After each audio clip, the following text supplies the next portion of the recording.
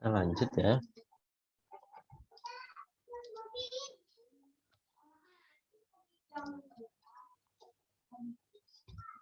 Nah, oke. Jadi ada pendidikan formal dan non formal. Pendidikan formalnya barangkali Anda kuliah ya, kuliah di jurusan IT gitu ya. Nah, itu udah jelas. Tapi ada pendidikan informal. Dan informal itu bisa didapat dari mana aja tanpa harus punya sertifikat. Malah banyak hacker itu pendidikannya informal ya, teman-teman. Bisa dari YouTube, bisa dari website dan sebagainya. Mereka belajar. Nah, programming juga demikian. Akhirnya mereka membentuk sebuah komunitas gitu untuk komunitas sebagai sarana belajar.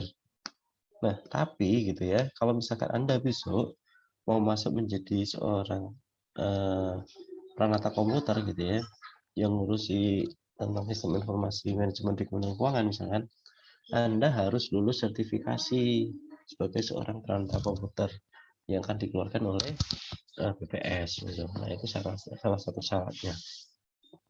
Nanti kita bahas di belakang tentang sertifikasi. Oke, sebenarnya sedikit aja sih. Yang kedua adalah,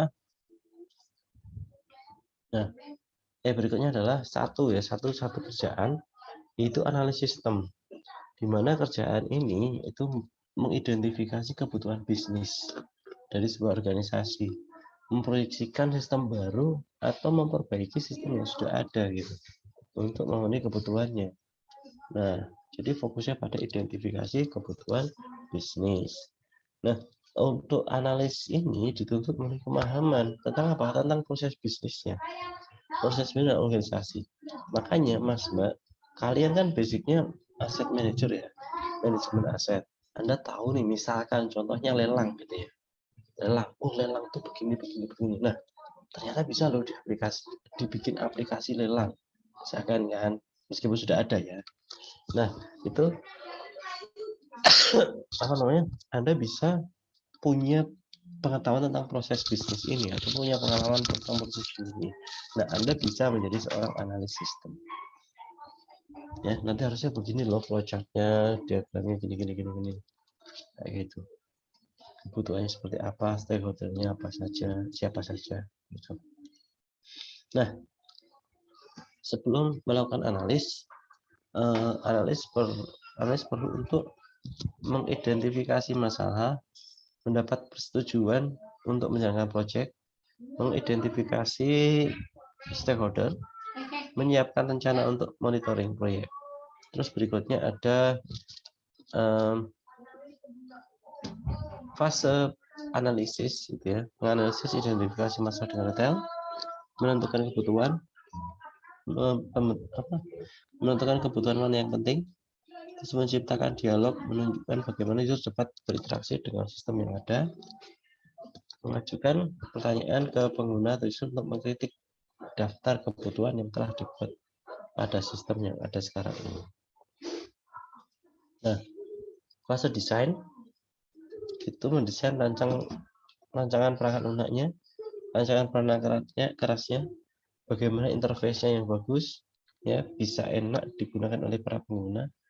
Terus interface perangkat kerasnya, misal saja kalau misalkan layanan umum itu Anda pergi ke airport untuk check-in online secara mandiri, Anda kan akan disuguhkan dengan interface perangkat keras ya.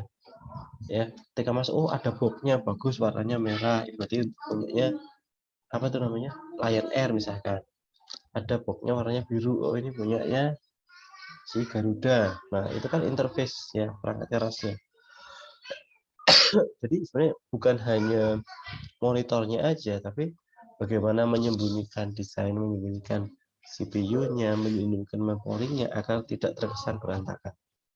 Nah, terus ada tabel database, terus ada desain keamanan sistem. Nah, terus hasil dari analisis sistem ini itu perlu didokumentasikan. Untuk apa? Karena di situ kita bisa melihat dari laporan analis ini untuk si programmer, untuk si user, bahkan untuk si manajemen yang meminta mereka untuk membuat analisis dalam pengembangan sebuah sistem informasi ini. Oke, sampai di sini ada yang mau tanya tentang analis sistem ini?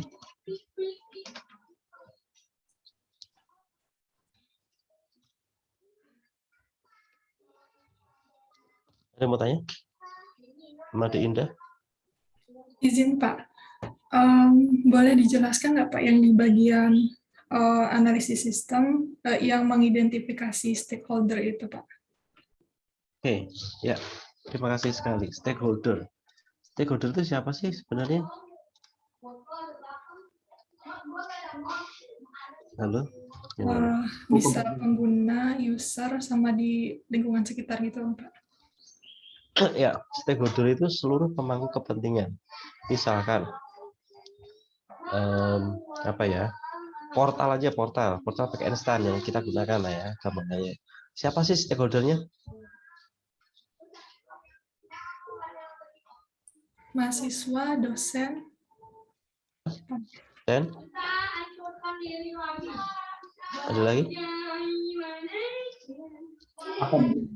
Programmernya. Programmer itu baru memangku intinya ya. Apa ya? Hah?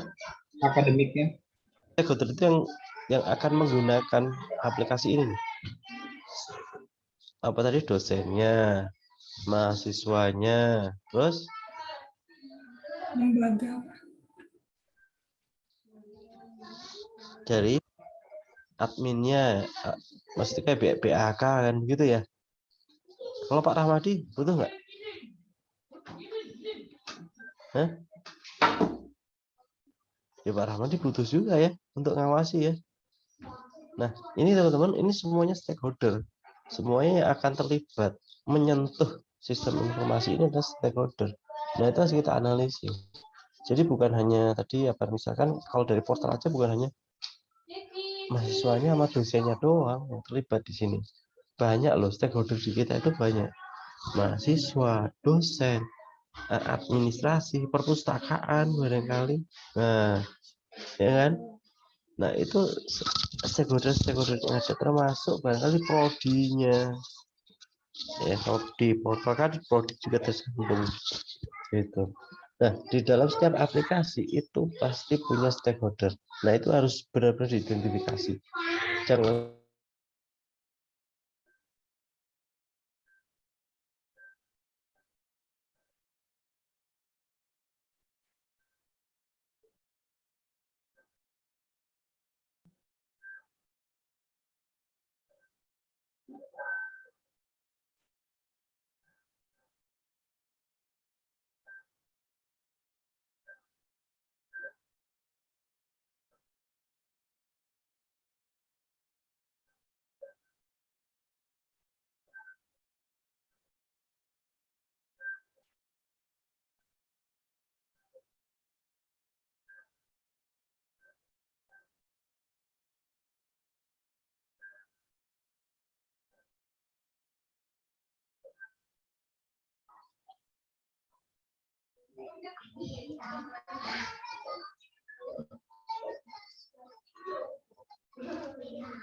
Nah, selanjutnya adalah programmer.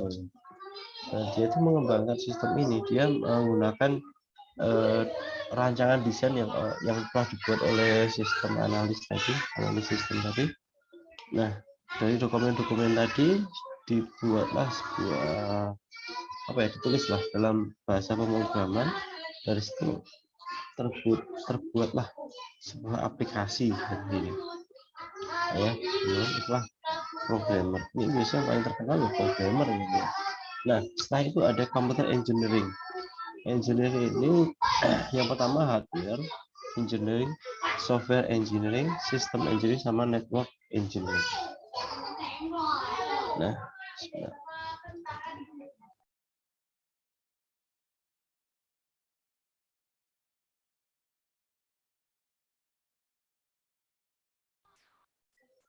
oke. Terus di sini misalkan hardware engineer, dia mendesain perangkat keras, atas komponen gitu ya. Komponen perangkat keras itu desainnya seperti apa? Bentar.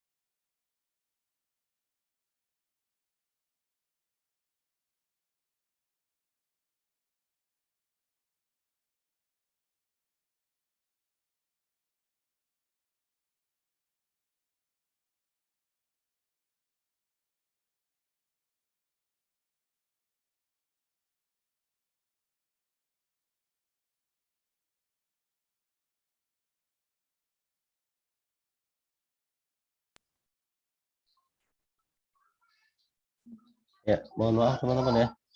Tiba-tiba hujan nih tadi. Jadi ngangkat jemuran dulu ya. Karena aduh, payah ini ya. Sudah berapa hari ini hujan terus, alhamdulillah ya. Tapi payahnya di jemuran ya. Oke, skip. Lanjut. Oke. Hardware engineering, jadi dia mendesain perangkat kerasnya seperti apa gitu ya. Gampang dimudahkan, letaknya di mana gitu ya. Itu termasuk di hardware engineer.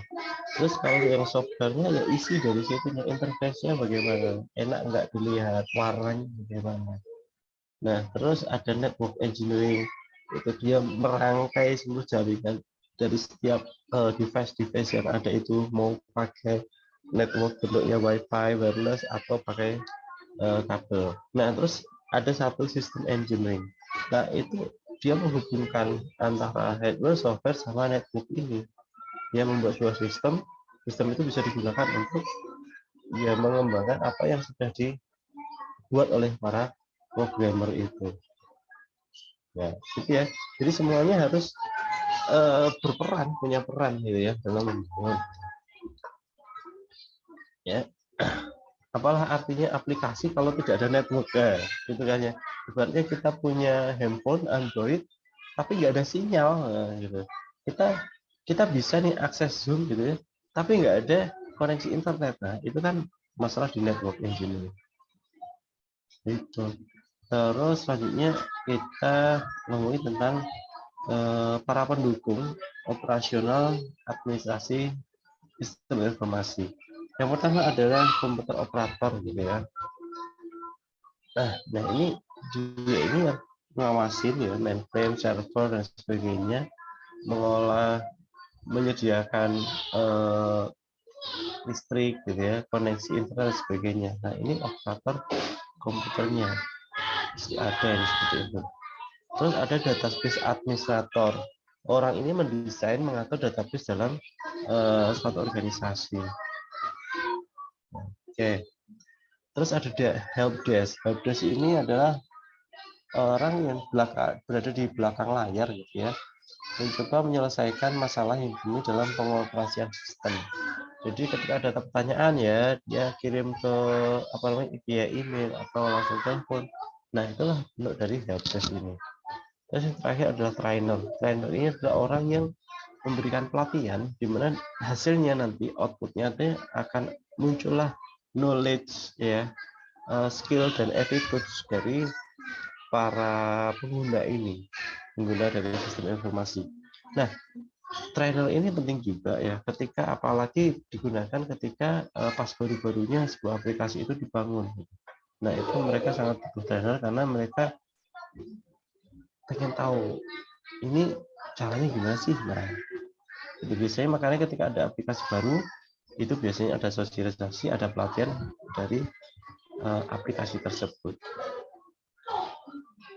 Nah, terus ada dukungan manajemen. Nah, dukungan manajemen itu pertama itu bisa dilihat dari CIO-nya, Chief of Information Officer. Dia ini yang punya menjadi kepala IT gitu ya, seluruh di dalam satu organisasi yang memastikan seluruh SI sistem informasi ini berfungsi dengan baik, selaras dengan desain organisasi tersebut, desain IT organisasi tersebut. Nah, CIO ini sendiri di Kementerian Keuangan itu tidak berada di satu level di eselon 1, tapi di level 2, yaitu di Pusintek ya, Pusintek Pusat Informasi dan Teknologi. Nah, itu berada di Setjen. Nah, Pusintek ini mengelaborasi, menggabungkan, menyelaraskan seluruh sistem informasi yang ada di Kementerian Keuangan. Jadi Mas, Mbak, setuju.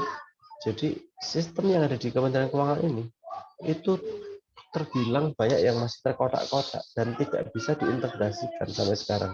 Banyak yang belum bisa diintegrasikan.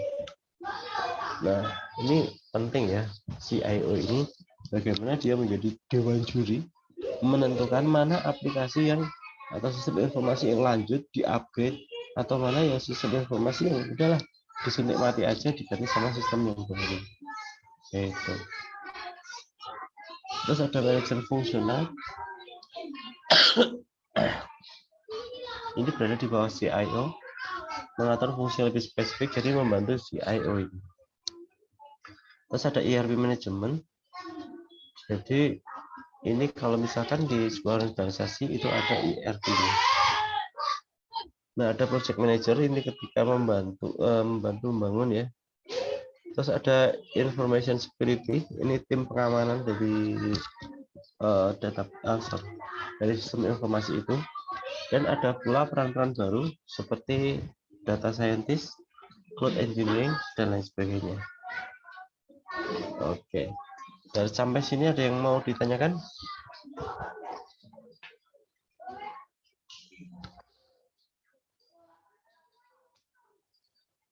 Tidak ada? Oke, jika tidak ada, lanjut ya. Nah, ini teman-teman, karir di dalam sistem informasi ya, tim sistem informasi manajemen. Nah, biasanya kita tadi kan tahu ya, ada sistem analis, ada programmer, ada database administrator, ada macam-macam lah ya, sampai dengan operator. Nah, sebenarnya gitu ya, kalau di dalam membuild atau membangun ini kalau organisasi besar, mereka akan menggunakan spesialis-spesialis yang seperti tadi. Tapi bagaimana dengan organisasi seperti Kementerian Keuangan? Kementerian Keuangan organisasi besar, tapi memang tidak berfokus untuk urusan sebuah sistem informasi. Makanya SDM-nya itu seringkali dia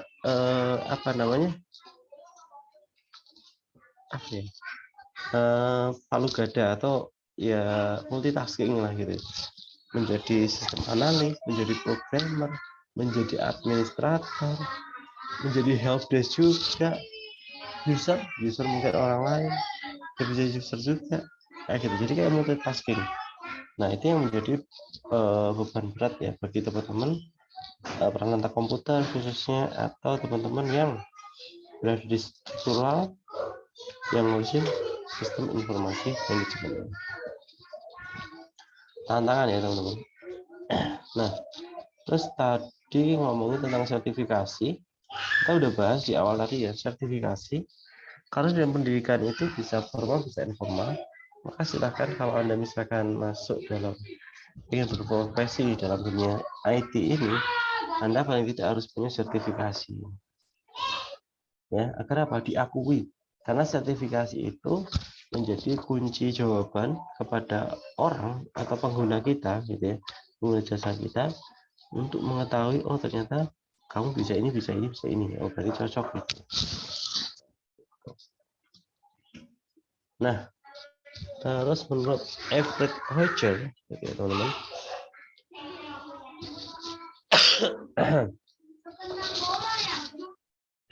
ada dukungan manajemen ya yang harus dilakukan untuk membangun atau mengimplementasikan sistem informasi ini. Namun ternyata masyarakat yang ada dalam organisasi tersebut tidak semuanya punya rasa atau mungkin tanggapan yang sama atas munculnya sistem informasi ini.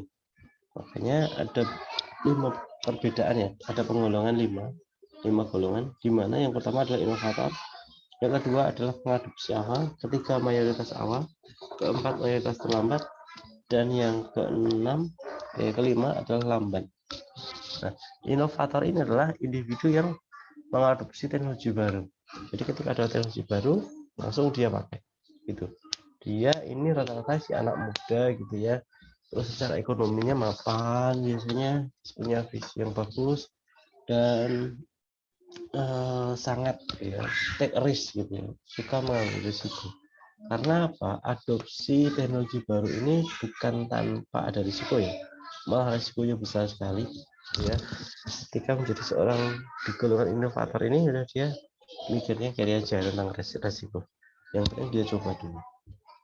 Nah, terus yang kedua adalah pengadopsi awal, dimana seperti si inovator ini hanya saja dia akan menunggu dulu nih, sudah terbukti belum, biar orang lain yang punya resiko kita di angka aman. Biasanya jika orang-orang yang punya budget terus pendidikan bagus gitu. Terus berikutnya ada mayoritas awal adalah mayoritas mengadopsi inovasi setelah berbagai waktu. Jadi tadi kalau mengadopsi awal kan udah ada buktinya 1, 2, oke ikut gitu. Nah, bagaimana mayoritas awal ini? Dia butuh waktu yang cukup lama. Karena apa? Banyak sekali hambatan di sana. Misalkan secara fisik usianya gitu ya.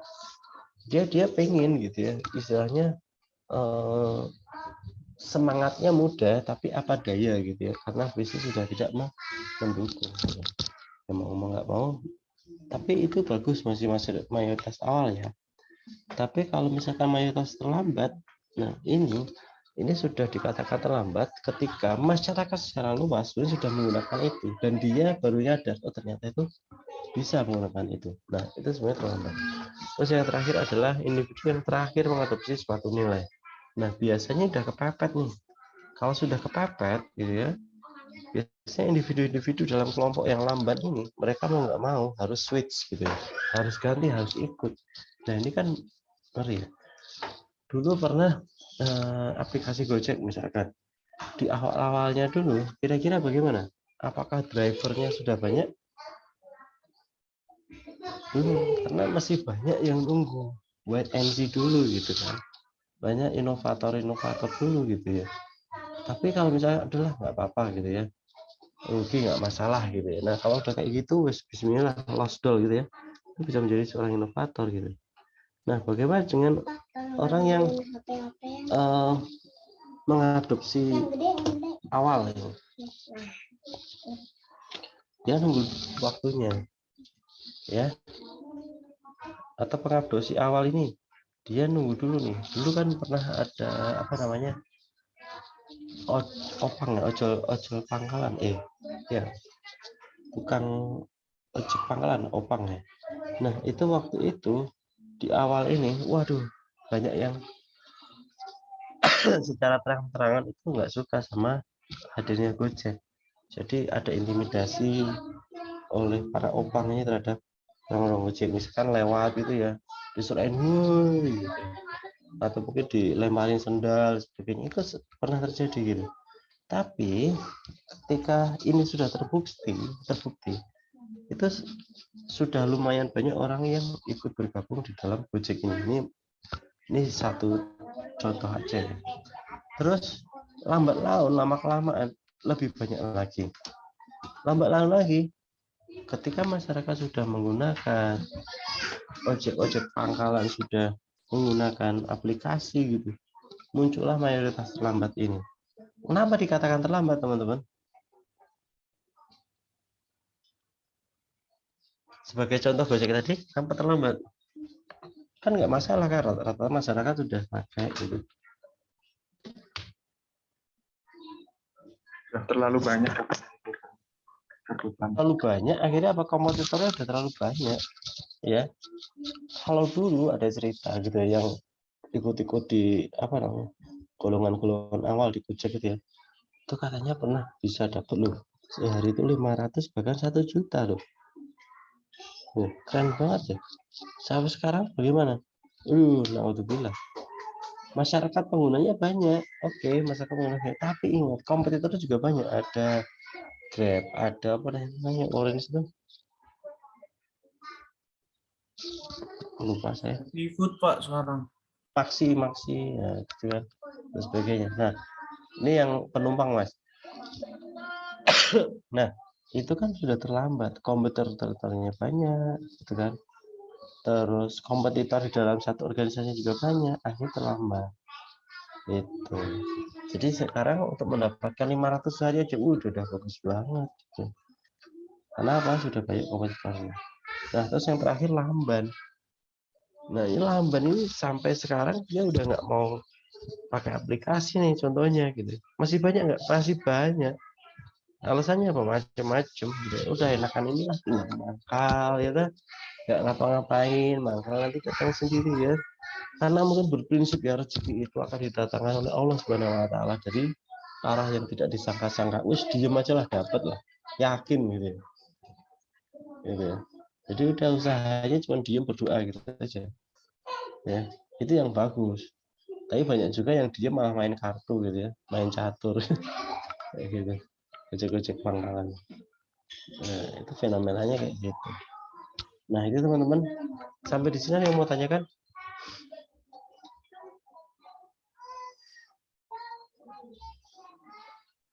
Izin bertanya, Pak.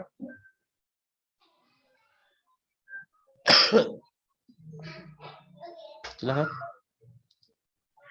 Terkait yang sertifikasi tadi, Pak. Saya baca di situ ada yang independen sama apa satunya itu, Pak. Nah, itu bedanya apa ya, Pak?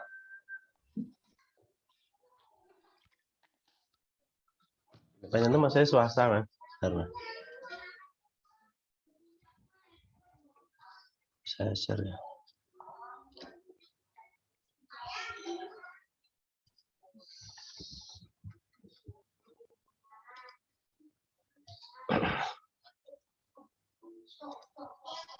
Gitu.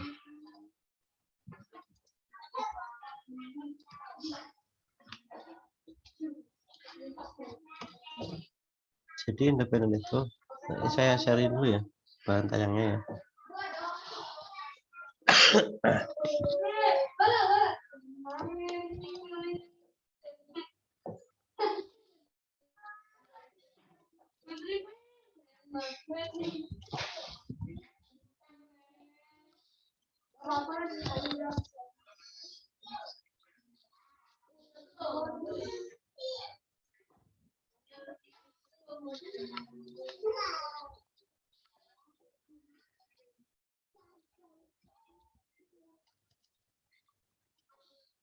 Ya. Oke, baik. Mas. Ya, yang sertifikasi tadi, apa bedanya dependen sama independen? Yang dependen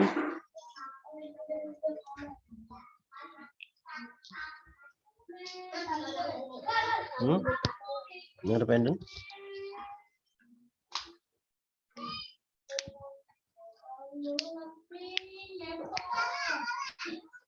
iya, jadi independen sama dependen itu, kalau dependen itu biasanya dependen itu dia adalah sertifikasi yang diambil gitu ya dari para pengembang produk softwarenya itu sendiri gitu.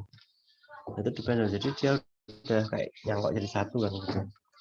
Tapi kalau yang independen dari luar itu, dari company lain, tapi dia memberikan misalkan sertifikasi gitu ya, atau pelayanan yang bagus juga ya, tapi di luar daripada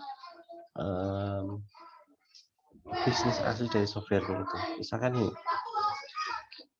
software gitu, softwarenya apa ya, misalkan pengolah data NVivo. Nah, biasanya itu kalau dependen itu ya ada ahlinya NVivo dari perusahaan apa, perusahaan mengembangkan NVivo itu.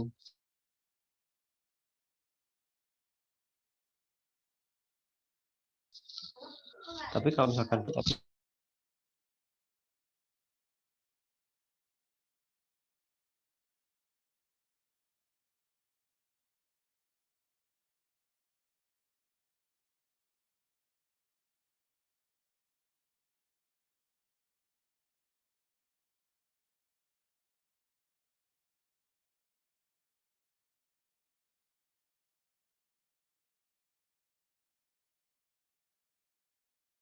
banding dari luar.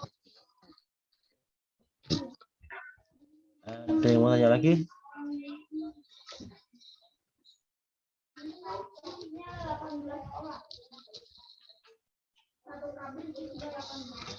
Izin bertanya, Pak. Tadi yang tanya sebelumnya siapa ya? Saya lupa. Farhan, Pak. Farhan Ersandi. Iya, Pak. Oke, silahkan. Selanjutnya. Saya, Pak, Andronigo, absen 5, Pak. Oke, silahkan. Ya, tapi maaf sebelumnya kalau luar materi ya, Pak. Tapi saya mau menanyakan tentang ini, Pak. Gedung cyber yang terbakar itu kan, Pak, mengakibatkan beberapa perusahaan ini kan, Pak, mengalami kendala error kan, Pak. kayak sekuritas gitu, IndiHome juga termasuk. Itu Pak termasuk dari kesalahan peran dari kita sebagai manusia dalam mengelolanya atau memang kecelakaan dalam ininya Pak, korsletnya bisa dibilang Pak? Ya, oke. Baik, terima kasih. Gimana itu? Baru-baru saja ya? Halo? Ya Pak, Kapan itu? itu seminggu yang lalu Pak, gedung cyber 1.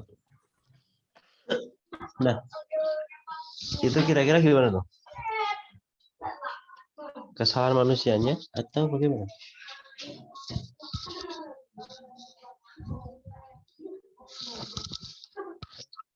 Oke, jadi ini kesalahan ketika si sistem analis sistem itu mungkin kurang memperhatikan risiko kejadian yang akan terjadi, mungkin akan terjadi gitu ya. Sifatnya nanti merugikan, barangkali itu lupa gitu, ya kelewat. Jadi ketika satu server semuanya masuk ke situ, terjadi sesuatu hal ya bubar gitu. Tapi barangkali saya yakin sih sebenarnya sudah ada ini ya, apa namanya, upaya gitu untuk mitigasi risiko di awal perencanaan masih ada. Cuman memang itu di luar kondisi ya, di luar kondisi yang terukur. Saya nggak tahu penyebab kebakarannya apa ya. Sejauh ini korsleting listrik katanya Pak, makanya.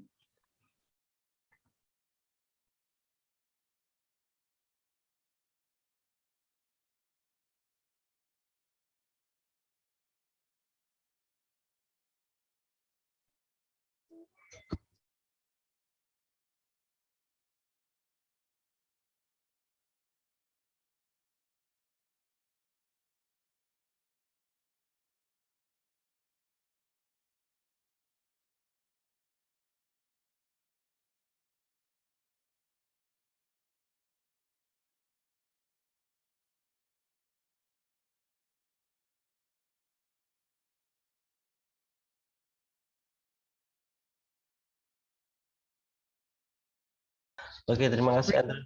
Pertanyaannya bagus ya. Jadi kalau terjadi kayak gitu gimana? Nah, harus ada mitigasi risiko gitu ya. Pilih vendor yang sesuai, bukan hanya karena murahnya aja. Ya, tapi sudah bagus Pak, ini sudah mahal ya. Jadi ya kalau misalkan dampaknya diakibatkan oleh faktor kesalahan manusia, berarti manusia itu sendiri. Ya. Gitu. Saya mau tanya. Ini mohon maaf nih. Nyambung putus ya. Oke, Pak. Baik, Ya. Pak. Silakan, Ilham. Ya, mungkin saya ingin bertanya terkait ini Pak, di bagian komponen itu kan ada proses manusia sama teknologi ya Pak. Nah, sebagaimana yang Bapak sempat singgung tadi mengenai beberapa pegawai IT di pemerintahan itu banyak yang itu ya Pak, beban kerjanya terlalu banyak dan sebagainya karena harus nyambi kanan kiri ya Pak, kalau yang sependengaran saya. Iya, iya. Nah, itu untuk kedepannya itu apa ada itu nggak Pak, kayak langkah yang konkret misalnya buat untuk yang ngurusin ini IT doang itu misalnya difokusin ke situ aja. Soalnya kan saya masih abu-abu juga nih Pak. Saya kemarin juga sempat beberapa kali ngobrol, banyak yang kayak itu juga keberatan untuk nyari inovasi dan sebagainya karena harus mengurusi birokrasi, administrasi dan sebagainya. Jadi menurut saya kalau masih kayak gitu untuk membuat inovasi itu agak cukup sulit sih Pak. Padahal di pemerintahan sendiri kan yang paling penting sebenarnya penyampaian informasi, kayak menyampaikan informasi ke masyarakat itu cukup sulit. Terus ditambah beban inovasi dan sebagainya. Itu mungkin bisa Bapak jelaskan Pak. Terima kasih Pak. Oke. Infonya dari mana tuh? Sempat dengerin orang curhat Pak. Oke. Ya, thank you. Ya, betul ya teman-teman ya.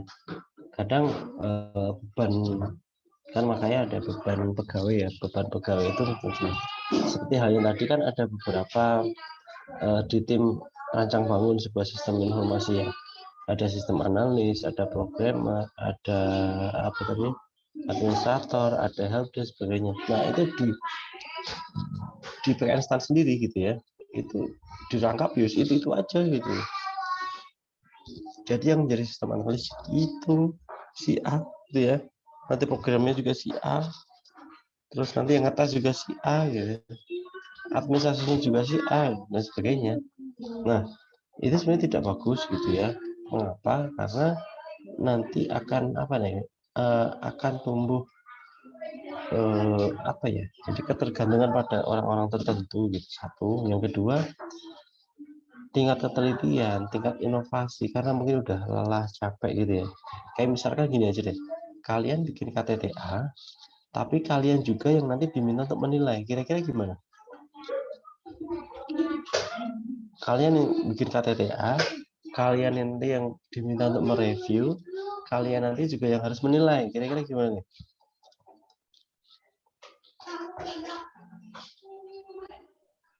Nggak usah butuh saya sebagai seorang dosen gitu.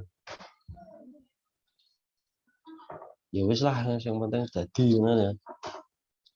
Kan begitu udah capek ya. Nah itu yang mungkin terjadi mas ya. Dan kedepannya kita kalau ya yang sekarang yang apa namanya kayak perangkat komputer itu tambah lagi. Tapi ingat ke depan ini kita sudah base-nya bukan hanya human resource ya, tapi kita sudah pakai teknologi. Jadi bisa jadi teknologi akan menggantikan manusia gitu. Nah dengan beban-beban yang seperti itu, yang biasanya yang membebani itu adalah kegiatan yang clerical gitu, clerical. Jadi kayak administrasi, presensi, sebagainya. Itu malah jadi, kayaknya lebih penting itu ya sudah esensi itu sendiri. Tapi memang demikian karena sistem dari keuangan kita masih kayak gitu. Ya harus ada administrasi nih, administrasinya harus lengkap, foto-foto dan sebagainya. Itu tapi nggak ngelihat output daripada kegiatan itu sendiri. Itu Mas Ilham. Tapi sekarang jumlah orang SI itu ditambah terus gitu ya, orang yang punya background IT tambah terus gitu. Karena apa? Karena pengembangan IT di Kementerian Keuangan itu sudah cukup mature ya, dan tetap bisa dikembangkan terus untuk mencari kesempurnaan gitu. Baik Pak, terima kasih Pak. Ilham kepengen Mungkin belum Pak, yang lain dulu aja. Nah, ada teman saya kemarin juga pindah ya dari BPK pindah ke DJPPR. Dia orang IT Perbanas ya. Dia nggak jadi fungsional lagi tapi jadi struktural, tapi ngurusin tentang IT. Langsung jadi manajer apa gitu. Kelas eselon 3. Yeah. Mantap ya. Ya itu hacker ya, hacker salah satu hacker yang teman saya ya, salah satu hacker yang udah cukup terkenal lah, hacker papan atas lah. Gitu. Oke, ada lagi? Kalau tidak ada gitu ya, mohon dicek lagi di halaman terakhir ya, halaman 21 sebelum thank you gitu. Nah, itu ada tugas gitu ya. Ada tugas, silakan Anda bikin resume dari artikel-artikel yang Anda temukan di Google Scholar. Nah, yang pertama tentang rancang bangun sistem informasi, yang kedua implementasi, yang ketiga tentang analisis TAM, Technology Acceptance Model. Nah, karena di sini di kelas ini ada berapa orang? 31. Bisa nggak dibagi 3? Bisa Pak. Satu kelompok 3 maksudnya. Satu Ya, kelompok 3 orang Pak. Iya, satu kelompok 3 orang. Sorry. Iya bisa Satu Pak, kelompok ada 3 satu orang. kelompok yang 4 orang. Berarti satu kelompok ada yang 4 orang. Nah, oke, biar gampang, cepet. Nomor 1 sampai nomor 3 berarti ada 10 kelompok ya. Nomor 1 sampai nomor 3 itu kelompok 1, 4 sampai 6 kelompok 2, terus seterusnya dan seterusnya. Nah, gitu ya teman-teman ya. Nanti silahkan Anda diskusikan tentang artikel-artikel yang ada di Google Scholar, baik itu tentang pembangunan atau rancang bangun sistem informasi, penerapan atau implementasi sistem informasi, ataupun analisis teknologi acceptor model. Nah, kelompok 1, kelompok 2, kelompok 3 ya. Berarti nomor 1 sampai nomor 9 ya. Nah, itu membahas tentang rancang bangun. Cari search di Google Scholar. Rancang bangun sistem informasi. Itu. Tapi nggak boleh sama ya kelompok 1, kelompok 2, kelompok 3 ya. Harus beda-beda. Terus kelompok 6, 7, 8, 9, 10 ganti juga nih. Ganti tema. Temanya apa? Tema tentang pelaksanaan atau implementasi dari sistem informasi. Nah, tadi berapa? 4, 5, 6. Terus 7, 8, 9, 10 gitu ya. Coba 9, 10 nanti akan bahas tentang TAM, teknologi acceptor model. Itu ya teman-teman ya. Nah, bisa dipahami? Nah, ini saya bikin breakout room untuk pengerjaannya, submitnya itu sampai tengah malam ini sudah saya setting. Silakan buka di LMS. Subnya adalah 2359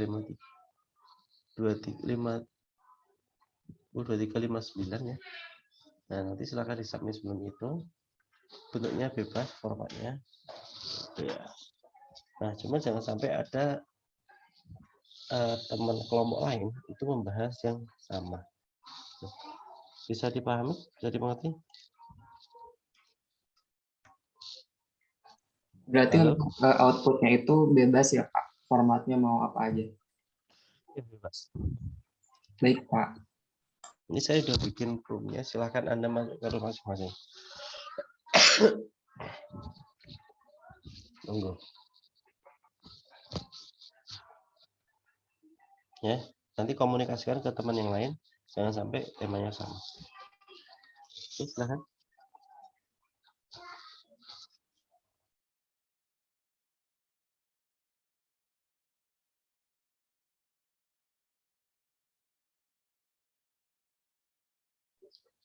Satu sampai 3 membahas tentang pembangunan, rancang bangun sistem informasi. 1 sampai 3, silakan. Monggo. 1 sampai 3 itu jadi nomor 1 sampai nomor 9 ya. Ini yang masih sering anteng-anteng nih kelompoknya Bagas, Bima, Bintang nih ya. Nah, 3B nih. Untung nggak B2 nih ya, B3 ini. Ya, silakan B3. Pak izin.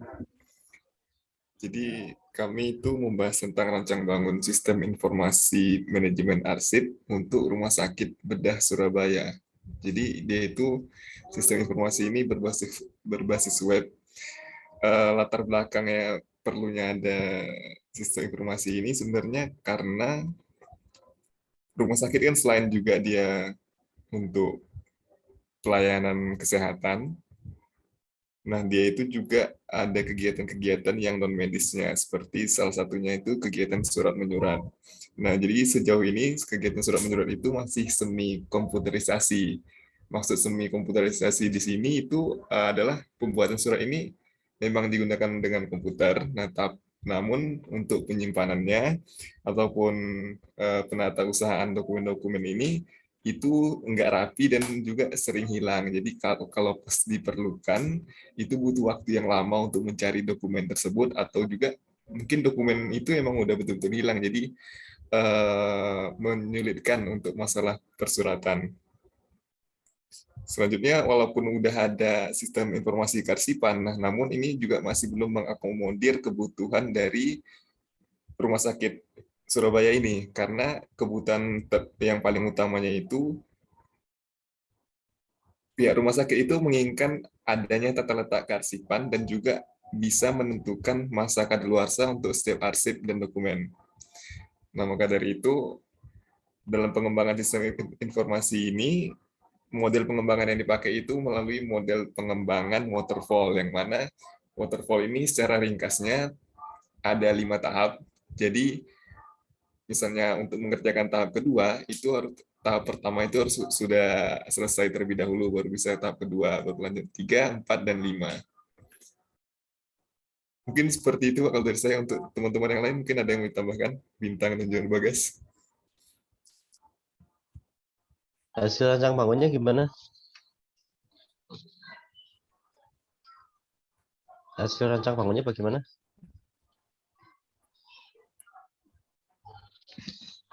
Halo? Ya, Kelompok Pak, baik. 3? Kalau untuk hasil dan untuk rancang bangunnya mungkin bisa dijelaskan oleh Bagas, silahkan Bagas.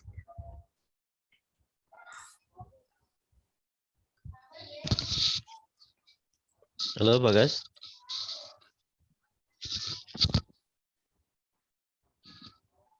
Halo ya, Pak.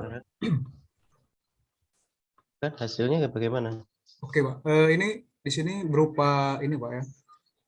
Hasil rancang bangunan itu ada siklus-siklusnya juga di permodelan waterfall-nya juga. Di sini ada juga metode-metodenya, Pak. Seperti metode pengembangannya juga, dan sistem kearsipan, dan analisisnya juga ada. Juga di sini terdapat konteks diagram dan hasil dari itu, Pak, pembahasannya juga.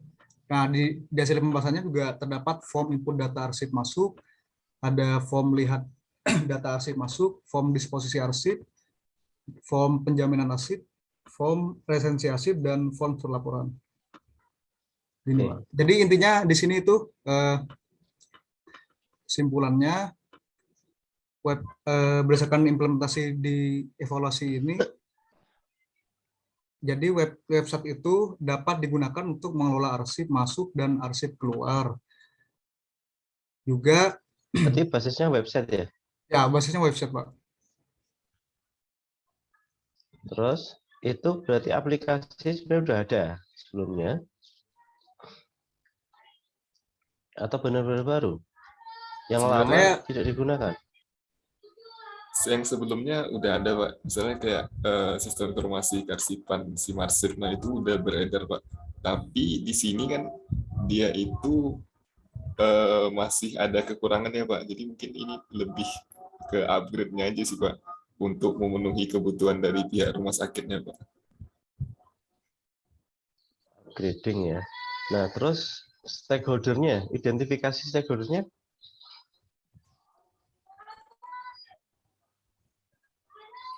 gimana? Identifikasi stakeholder-nya?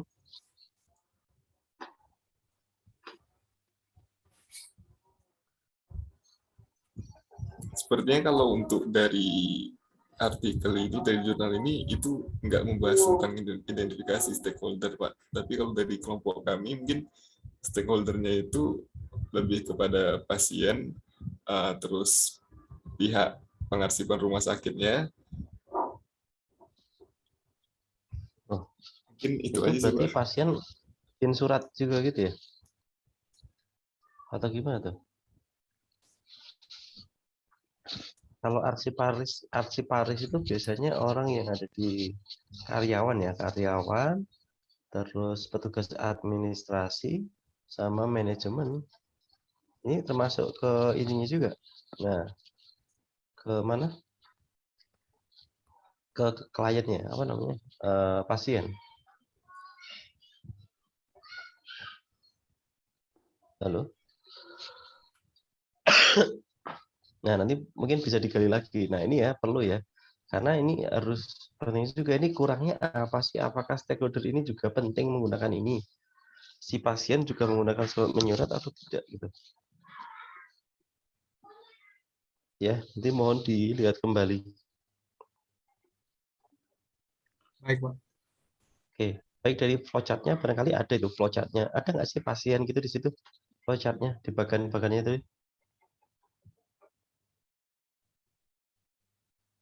Mungkin tidak ada, Pak. Soalnya di jurnal yang kami temukan ini sebagian besar analisis mengenai sistem dan kearsipan gitu, Pak. Nah, ini nanti bisa dicek di itunya bagannya ya. Di bagannya ada nggak itu pasien itu? Karena ada ya surat ini di-create oleh siapa, distribusikan kepada siapa, disimpan oleh siapa. Itu ya nanti bagan itu nanti bisa dipelajari itu. Ya, Bagas sama siapa? Bima. Satu lagi Bintang. Mana Bintang? Suaranya nggak ada. Ya, masuk Pak. Oke, gimana Bintang? Ada tambahan Bintang? Mungkin untuk yang tadi yang stakeholder-nya ini, saya nemu sih Pak, yang alurnya itu ada instansi luar, terus unit kerjanya, direktur sama sekretaris Pak. Oh, nah ketemu kan? Jadi instansi luar itu siapa? Unit kerja itu masing-masing pos ya. Klinik Unit kerja. poli, biasanya paling masing-masing poli. Kalau rumah sakit itu. Nah, ini kita harus mulai belajar nih mengidentifikasi. Apa? Jadi rumah sakit luar itu maksudnya?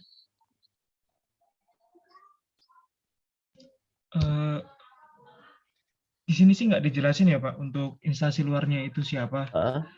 Tapi yang saya tangkap sih mungkin ini untuk seperti laporannya gitu Pak kepada pihak luarnya seperti itu Pak. Jadi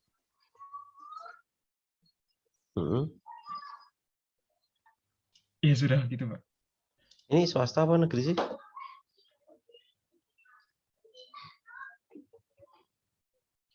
Halo, rumah sakitnya swasta atau negeri?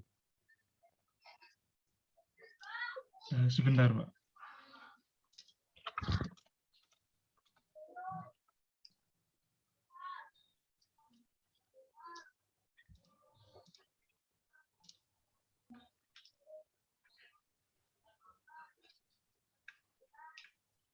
Oh, ini swasta, Pak. Iya. Oke. Berarti pihak luarnya itu bisa jadi si yang punya yayasan ya. Nanti bisa dicek lagi. Oke, terima kasih ya dari kelompok 3. Tepuk tangan dulu. Sip.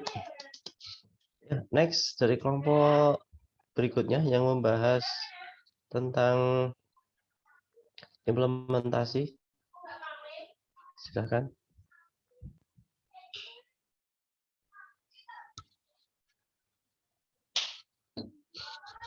Silakan. Kelompok 456.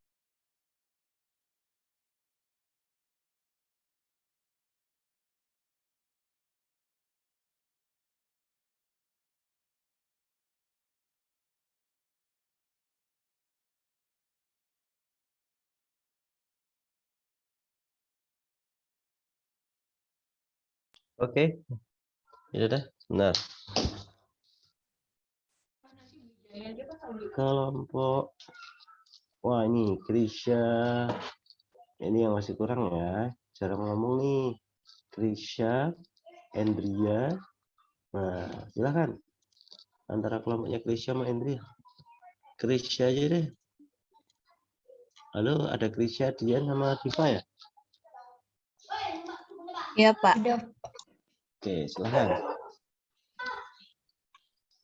Jadi jurnalnya itu tentang analisis penerapan sistem informasi pemerintah daerah atau SIPD pada Badan Pengelola Keuangan dan Aset Daerah atau BPKAD Kota Medan, Pak.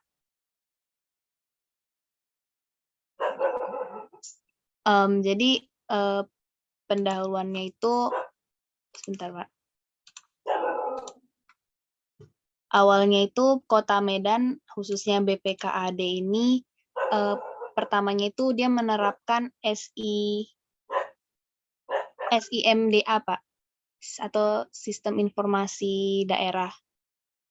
Lupa Pak, SIMDA-nya nggak ada dijelasin sih, tapi sekarang karena udah ada regulasi baru tahun 2021 oleh Kementerian Dalam Negeri, jadi sekarang setiap pemerintahan daerah itu diwajibkan untuk menggunakan sistem informasi pemerintah daerah, dan analisis jurnalnya itu terkait kendala yang terjadi selama penggunaan SIPD ini, Pak.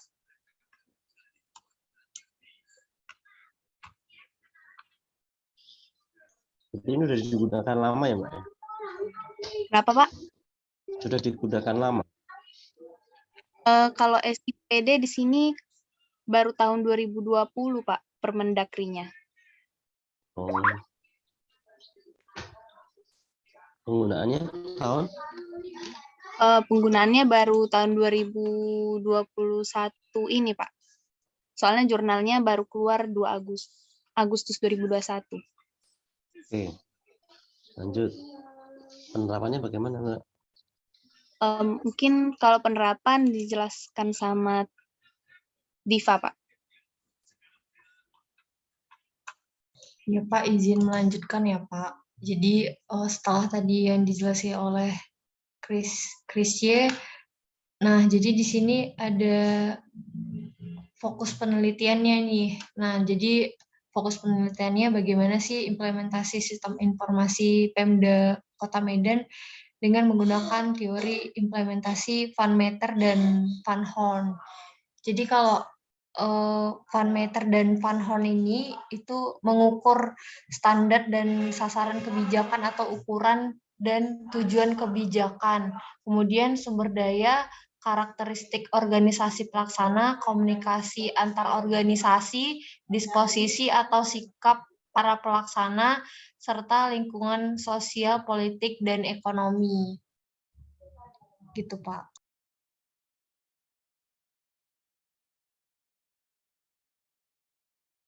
Terus kesimpulannya, pembahasan kesimpulannya? Oke, untuk standar dan sasaran kebijakan itu sistem informasi pemerintah daerah ini masih baru, jadi proses penerapannya itu masih banyak kendala. Nah, seiring berjalannya waktu, kesalahan dan kekurangan yang ada Kendalanya itu. apa ya? Dijelasin nggak? Nah, kendalanya itu belum ada sih Pak dijelasin. Cuman dia bilangnya BPKAD Kota Medan menggunakan aplikasi berbasis web ini untuk melakukan kebijakan yang diperlukan untuk melakukan berbagai kegiatan yang menjadi program dari pemerintah Kota Medan gitu. Karena katanya dalam sistem ini pasti akan ada yang harus diperbaiki dan di-upgrade gitu. Terus kalau dari SDM-nya sebenarnya udah memenuhi, cuman BPKAD Kota Medan tuh harus siap nih kalau misalnya tiba-tiba akan ada pergantian kepemimpinan gitu. Seperti itu, Pak. Kepemimpinan BPKAD-nya? Ya, betul. Ada 2. Oke. Selanjutnya itu akan dijelaskan oleh Dian. Apakah Dian sudah ada di sini? Soalnya tadi Dian lagi ada kendala, Pak. Izin, Pak. Apakah suara saya terdengar jelas, Iya, Pak? terdengar, Pak. Iya, Pak. Jadi sebelumnya saya mau menambahkan yang Diva tadi ya, Pak. Itu tadi yang kendalanya SIPD. Jadi di sini sebenarnya dijelaskan beberapa kendalanya, Pak. Seperti ini. Jadi banyak menu yang harus diisi dalam penginputan di SIPD seringkali membuat para pegawai melewatkan salah satu proses penginputan sehingga laporan yang dihasilkan berbeda. Pergeseran anggaran yang tertunda, sistem penggajian yang terhambat, dan juga jaringan SIPD yang sering error sehingga terjadi penghambatan dalam penyusunan anggaran kas, pembuatan SPD, pembuatan SPJ, pembuatan SPP, pembuatan SPM, serta pembuatan SP2D. Oke, jelasin nanti ya, ada kendalanya di situ ya. Iya, Pak. Terus selanjutnya sudah sama SDM aja. Kemudian yang karakteristik organisasi pelaksana, Pak.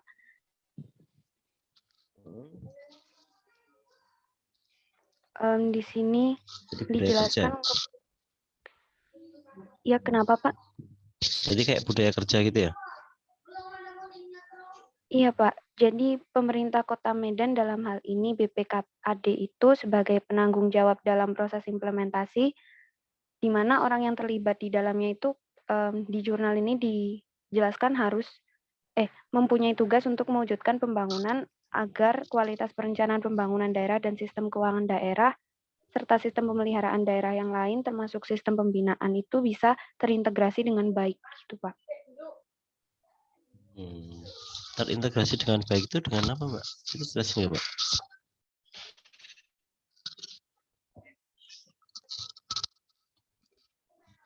Halo? Iya, Pak. Iya, terintegrasi dengan baik itu maksudnya?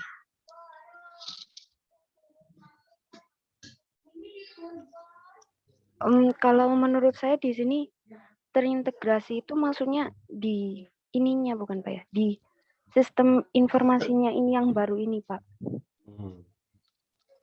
Oke, jadi di dalam satu sistem itu maksudnya?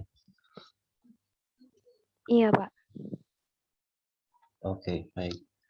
Terima kasih Mbak Dian, Mbak Diva, Mbak Krisya. Thank you ya, nanti mau dilengkapi lagi. Terima kasih. Selanjutnya, nah ini selanjutnya nih. Monggo silahkan. Dari kelompok mana nih terakhir yang bahas tentang TAM, Teknologi Acceptance Models.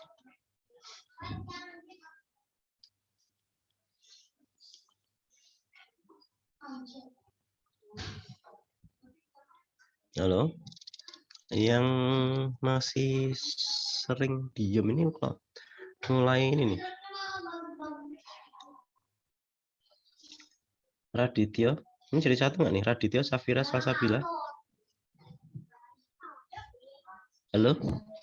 Iya, Pak. Iya. Ya, Pak. Satu kelompok ini. Jadi 4 orang. iya, Pak. Iya. Oke, silahkan jelaskan yuk tentang TAM yuk, terakhir yuk. Ya, Pak. Jadi di penelitian yang kami resume ini terkait dengan analisis mengenai penerimaan atas suatu model teknologi, yaitu objeknya itu terkait dengan aplikasi Gojek pada mahasiswa di Kota Palembang. Jadi di bagian awalnya itu menjelaskan bahwa penerimaan teknologi itu berdasarkan 3 faktor yang mempengaruhinya di sini, Pak. Jadi terkait dengan manfaat atau usefulness-nya bagi stakeholder, kemudian terkait dengan kemudahan yang akan diperoleh ketika menggunakan aplikasi tersebut, teknologi tersebut, gitu, yaitu terkait dengan ease of use. Dari beberapa penelitian sebelumnya itu 2 faktor ini udah pernah dibahas, Pak. Jadi di penelitian ini ditambahkan 1 faktor lagi, yaitu yang berkaitan dengan keberminatan penggunaan terhadap teknologi ini. Jadi manfaat dan kemudahan itu nggak bisa diperoleh ketika dari segi stakeholder-nya itu dari konsumen maupun karena aplikasi ini aplikasi Gojek gitu ya, Pak. Jadi dari segi konsumen maupun drivernya, jika dari drivernya itu kalau nggak berminat untuk menggunakan aplikasi ini, ya mungkin manfaat dan kemudahannya juga nggak bakal tercapai gitu.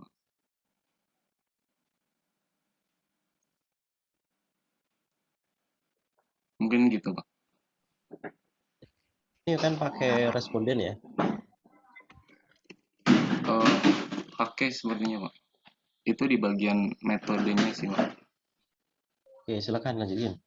Kuesionernya itu juga siapa, berapa jumlah respondennya, terus hasilnya seperti apa, gitu. Oh, silakan. Izin, Pak. Mungkin saya melanjutkan dari Radit. Jadi permasalahan Gojek sendiri itu kan proses sistem aplikasinya itu belum sepenuhnya sesuai dengan fakta yang ada. Jadi pada prakteknya itu aplikasi Gojek itu masih sering terjadi error. Namun pada penelitian ini itu pada aplikasi Gojek sendiri itu kan punya penggunaannya tuh mudah. Jadi pada penelitian sebelumnya kan ease of use-nya sama berpengaruh positif pada signifikansi terhadap behavior intention of use. Jadi karena Gojek sendiri itu penggunaannya mudah, meskipun ada error-errornya itu tetap digunakan gitu Pak. Karena juga punya usefulness dari aplikasi tersebut. Seperti itu Pak.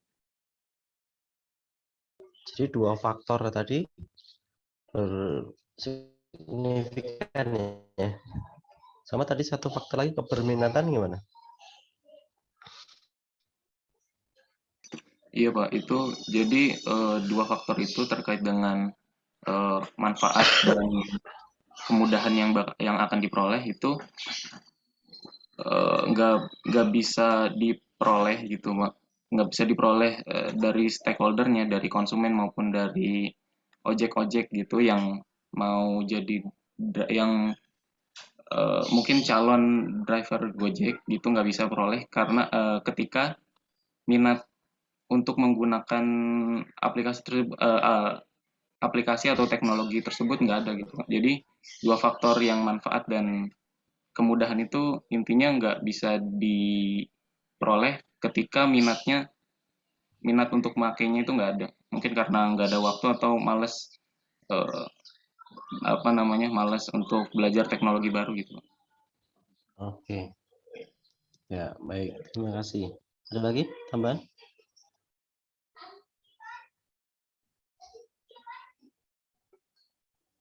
Halo?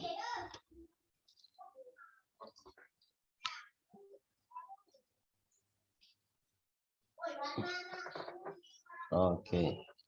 Terima kasih teman-teman semuanya. Saya kira cukup sekian ya. Review sedikit ya tentang pembahasan kalian ini. Ada 3. Ini tentang rancang bangun, tentang penerapan, dan tentang TAM ini, teknologi acceptor model ini. Monggo silakan nanti dilengkapi lagi ya, dilengkapi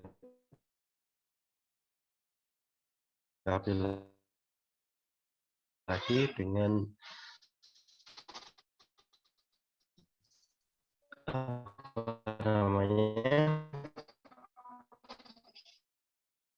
analisis yang lebih mendalam, submit ya. Jadi ya, dia itu nggak cuma di dalam sistem informasi manajemen itu nggak cuma sebagai programmer gitu. Biasanya kan kita ketika ngomong tentang sistem informasi manajemen, manusianya ini programmer, nggak juga ternyata.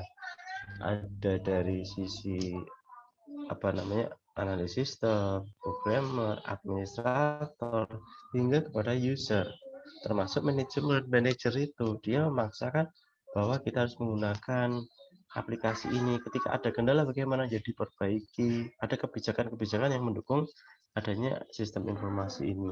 Nah, itulah peran dari manusia di dalam sistem informasi manajemen.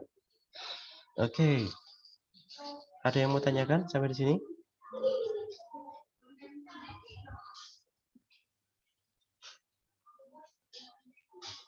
Halo.